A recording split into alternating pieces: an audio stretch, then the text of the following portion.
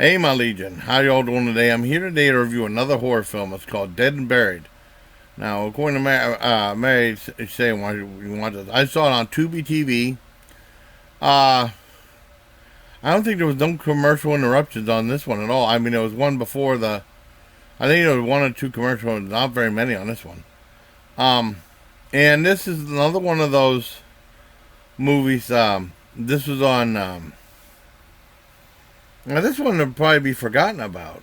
Just like Monster Squad and Shivers, this one was also released through Vestron Video. Vestron Video was really good with horror films. It really was. If you love horror films, you probably knew about Vestron back in the 80s and 90s, even though Vestron went out of business in 91, 92 or something like that. You know? And they even had their own movie line. They even made movies too, Vestron Films. You know, I remember they did Waxwork. They did Dirty Dancing, with a huge hit. Then after that, they greenlit everything, no matter what. That's probably why it was their downfall, because Dirty Dancing was their biggest hit. No, that was not a horror film. I remember it was on this movie mentioned. Dead and Buried was mentioned on Siskel and Ebert's Dogs of the Week. Now, I mean, I thought I was the only one who did this, but I guess I looked on YouTube, but since we died, this one guy did like a story about it. Had like most of the Dogs of the Week they mentioned. He used that as a template to write down and know about horror films he wanted to see, that he might not heard about. And I was the same way. He was like a young kid, and I remember them mentioning this movie. And it was now this is one of the ones that probably would have been lost. Unlike Monster Squad, which became a cult classic, and Shivers, they came from within, was from a famous director, David Cronenberg. This one's an independent movie. The good cast though. This one is probably one that might be lost. The people who don't know about it, or to the newer generations.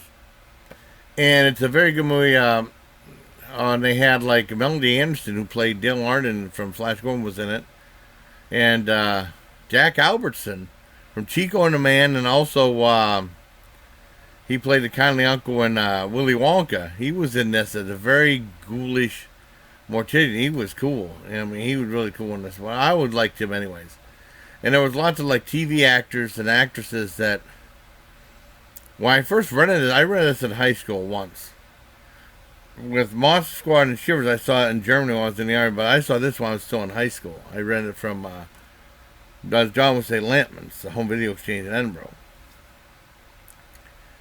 And the one thing, they had a lot of TV actors and a lot of actors and actresses from TV, at least a few, that I didn't recognize. I mean, well, I recognized, and when I saw the movie, I knew what they were in, but I didn't know what they were in now. And also Robert Englund was in there, and this was like 2 years before he became really famous from that's playing Willie on V, the ultimate good guy, and then like 2 years later he went to play Willie on V, and then like 3 years after that, I think he played the ultimate bad guy, Freddy Krueger, and he got really huge. But this was back when he was still not as popular. You know, he was still in a lot of horror films and stuff like that. And a lot of regular movies and horror films or whatever. And he had a small role. He really played it down now in this one, but he's in it. And it revolves around this crazy town named Potter's Bluff, where I guess the townsfolk didn't take too kindly to strangers coming into town. It's really a very bizarre film, and it's really cool. It revolves around a police investigation. Like, what the heck's going on with these people? Why are these people getting killed and stuff? And then what's up with the townspeople? What's up with the guy's wife? It's really, really interesting. I really enjoyed it a lot. And I told John I was watching it, and he said it's a true classic. I didn't know if he saw that one or not, but I guess he did. It's really good. I mean, even, except for Siskel and Ebert, like I seen like a lot of other reviews, they usually gave it some respect. Like 2.5 stars or 3 stars usually for reviews. I really liked it. I give it a 9.5 out of 10. Definitely check out Dead and Buried. It's on Tubi TV.